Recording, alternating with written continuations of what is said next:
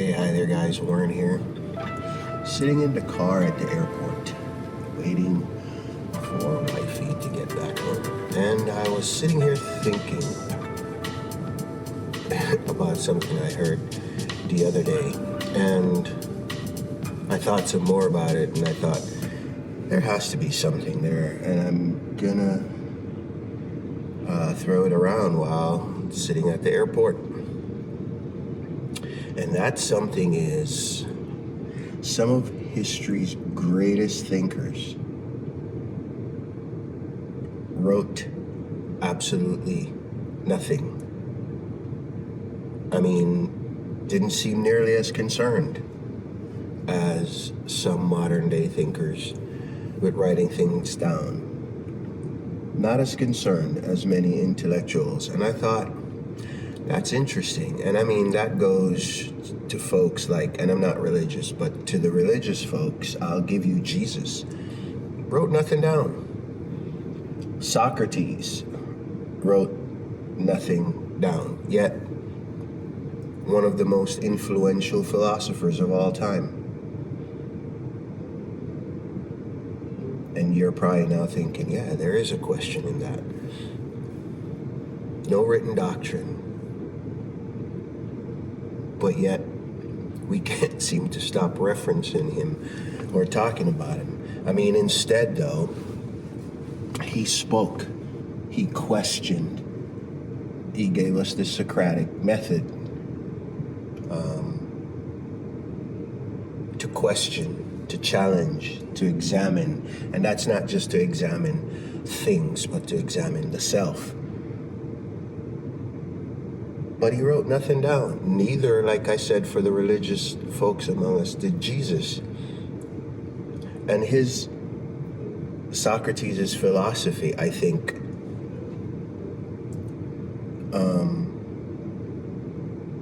like I alluded to, handed down a lot. And he didn't think, if he was asked, I don't think he would say philosophy is something that had to be statically handed down, or anything for that matter. Like I alluded to, I think he would argue that we should do more living what we're talking about.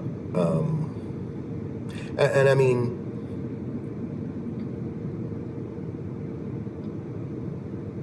not everything should be overly examined, but I'm talking about the things that matter to us, the things that make us question why we're here. Hopefully this music is not being recorded for copyright purposes. But for us to engage people directly, not necessarily to put static things down. And that matters. I mean, I'll get to that, because I think that matters. But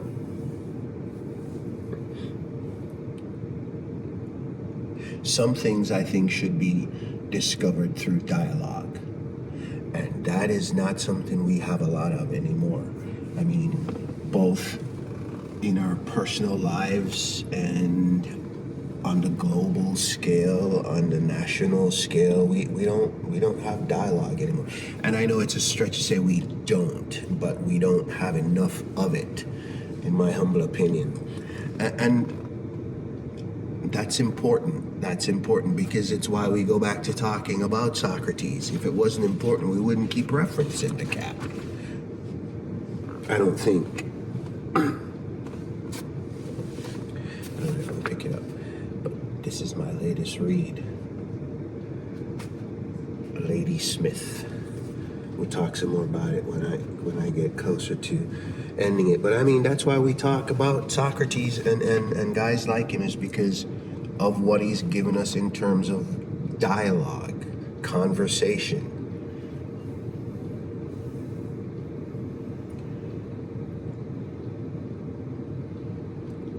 And we can't take it with us, and maybe wisdom, in his opinion, was not just meant to be consumed, as in read through books, but to be absorbed, practiced.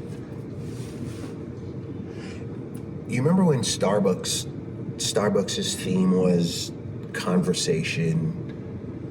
even if the conversations, you could argue that some of the conversations while you were waiting at a table were meaningless and they were taking up too much of the table for what you thought could have been had elsewhere. You remember that? But their theme was dialogue, conversation.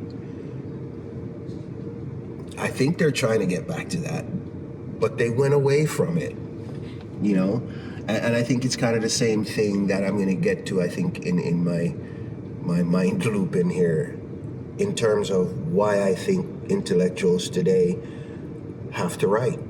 But even Marcus Aurelius, again, whose meditations continue to influence millions, that is the only thing he wrote, and it was unintended to be published.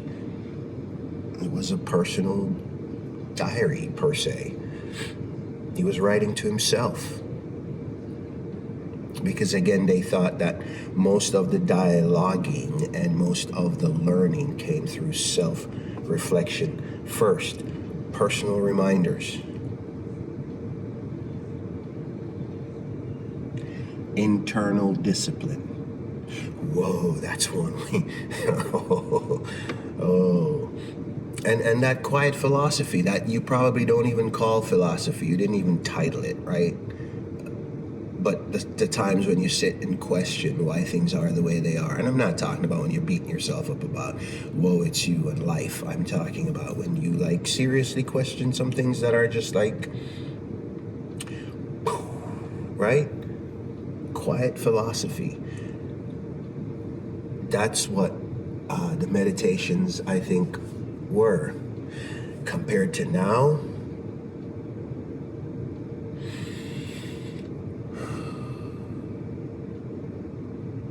publish or perish, I think, is the saying. Today, intellectual life, I think, often seems centered around publication. And I mean, some of the stuff that's being put out by some of, at least, I'm biased, by at least some of my faves, it's good stuff. I often wonder where they find so much to write about. But it's good stuff. And then there is the fluff, right? The stuff that we could all do without. And humbly, I have self-published 2 books. They are linked in the description. But I mean, I don't know. I have something to say, and I had something to say. But looking back in retrospect, if someone asked me the same question, I'm pondering if I had to publish to say what I had to say, I would say no. And then you would say, that's because you have YouTube. In part. But I don't know. Especially the pain of writing. I don't know. But so there's that disclaimer. Books, journals, research papers, citations, you name it. It's, and I think institutions have a role. There's a pretty bird on the fence. I think institutions have a role to play in that because they want people to publish. It's, and don't get me wrong, there is something to be said about publishing. We need it. I just think it is just publish or perish, though, or so it seems often. But I mean, like I said, even though I know there's something to be said about preserving and cherishing the written word per se, I started out by asking if something's changed. And I think something has. Again, that something is institutions.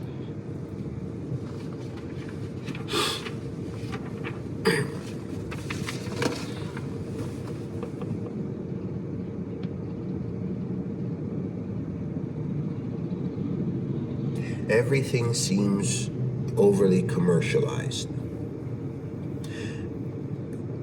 We're not asking those profound questions anymore. And again, I don't like to use always and all. But most often, we're not asking the profound questions anymore. Ancient philosophers asked how should we live, and how I should live within this greater community. And modern intellectual systems, I think, is asking, what can I produce? What's the next thing? And that comes with our society. We demand these things, and if there's a market for it, then people are going to do it. I mean, you'd say, Warren, come on, supply and demand. And true. But those are not always the same question, and that brings to mind another philosopher, Rousseau, who took on the intellectuals. Kind of like Rousseau. But he warned that society is obsessed with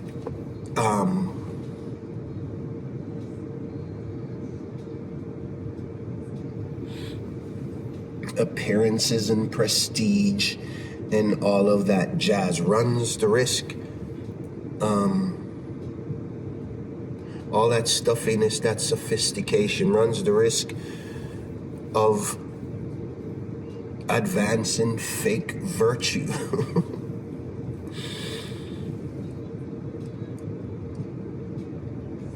All our stuffiness, it's just because knowledge expands,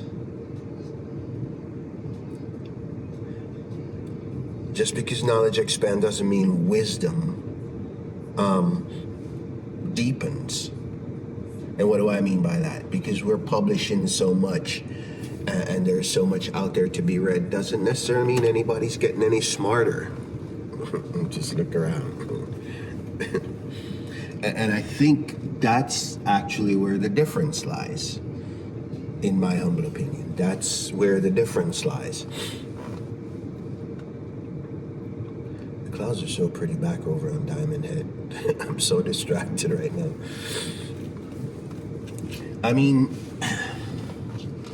I don't know, I'm rambling, mind looping, but I think often ancient philosophers targeted or were fascinated with shaping character, and I think that matters. I think it matters. And look, I'm not preaching to the choir, because writing my ship started in 2015. So I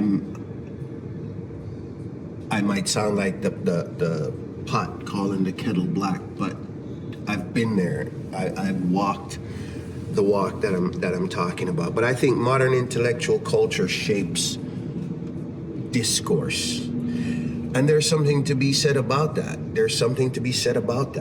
Because we need discourse. But we also need character to go with that discourse. Because if you're just having somebody yelling in your face all the time,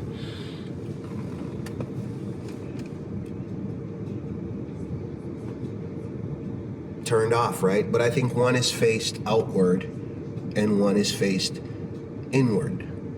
Outward, discourse. Inward, character. Fix myself before I try to fix anything or anyone else. And you say, easier said than done. And it is. I am not naive and dying on that hill to say what I'm talking about is easy. I'm just throwing it around because I think that we need more of dialogue than necessarily publication. And like I said, neither is inherently wrong, looking inward or outward. But it should beg the question, it should make us ask ourselves, have we confused the production of knowledge? And I'm not talking about just reading and understanding, but knowledge with the cultivation of wisdom. Because they're two different things. 4-year degree with a passing grade, knowledge. Master's, knowledge. PhD, knowledge. Experience, dialogue, discourse, conversation, questioning both the self and outwardly. Wisdom. And there isn't too much of the latter. Because information is abundant now. I mean, the internet, like I said, publications both digitally and tangible. But that genuine information I think seems just rare, you know?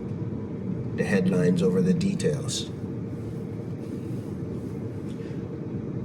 And maybe the ancient philosophers and Stoics knew something we don't. They knew a lot that we don't. That's why we go back to them. that ideas aren't just meant to be published. Because even though with our advancements, people have more reach, not everybody still has the reach to, let's say, sit and read a book, or can afford a book, or has access to a particular book, depending on where they are, right? So maybe they didn't think that things were meant necessarily to just merely be published, but like I started out, to be lived. And that's why, and again, you gotta start small, right? Not everybody can be fortunate to be philanthropist and travel the world and do good and impart shared knowledge and shared experiences, not just our money, but shared knowledge and shared experiences. And I'm not going to name any particular person, because there's so many doing it, and they're often doing it outside the limelight because they're not doing it for the limelight. And so we don't hear about them, except for the ones that are they've just established a name for themselves, and that's the way it is. But I mean, start small. Not everybody can do that. Have a conversation again. Don't hold up the table at Starbucks talking about your boyfriends. But have conversations over a meal again. Not over our devices necessarily, and we need our devices. We're not going to throw them away. That's why I said there's a balance between even the written word and the dialogue. You know, the Socratic method of questioning and questioning some more. But I mean, I think we just need to go back to that. Start small, because some of that will force us to do something I think is also missing, which is listening, active listening to each other well. I often say that hearing is involuntary and listening is an art. And I truly believe that. I truly believe that. But to do that, we have to unplug. Let me see my shirt. Yeah. You have to unplug. And that's not just from our devices, but our mental state not working on our retort, right? And we have to look the person in the eye. So of course we don't have time to work on that, because we're genuinely trying to absorb, trying to be sympathetic if we need to be, empathetic, using our critical thinking, using our emotional intelligence, all of that good jazz. But you can't do that over text. You have to do that together, face to face, dialogue, feel what the person is saying, hear what the person is saying. And I think going back to dialogue over necessarily the written word, and look, I love to read. I am so not. So let me put that disclaimer out. I am not against the published or written word. I'm just saying that we need to take what it is that we're learning and share it. And even if it is with your spouse, because me and my wife, we throw books around at each other. Not physically. But the ideas, and it's fun, and the few friends we have that we can do that with, we do that with too, and it's fun, and that's who I listen to and watch. But it does you no good just keeping what you learn from books to yourself. All right, so have a conversation again, even if it's with Karen by the water cooler. I know, but have a conversation again. And yeah, get back to some dialogue, because I think even, and I'm not comparing us to people like Socrates and others and Jesus for the religious among us, but just so we can go back to what we do have in common, and that is our shared humanity. All right, and that's what I wanted to share with you while I still wait for wifey here at the airport. I am super early, actually. I still have some time, but I don't know. That's all I wanted to talk about. I might go grab some Java. There's a Dunkin' Donuts right around the corner. Dangerous thing. Anyway, folks, that is all I wanted to share. So until our next conversation, which is next week, be good out there. Take care of yourselves. Take care of each other. And we'll talk again soon. I'll see you.